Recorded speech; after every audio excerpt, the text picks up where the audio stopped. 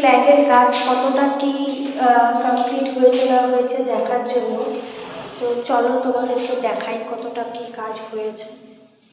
হয়েছে bed switch, আর এই grill তো হয়ে গেছে আগেই, অনেক আগেই গ্রিল হয়ে গেছে।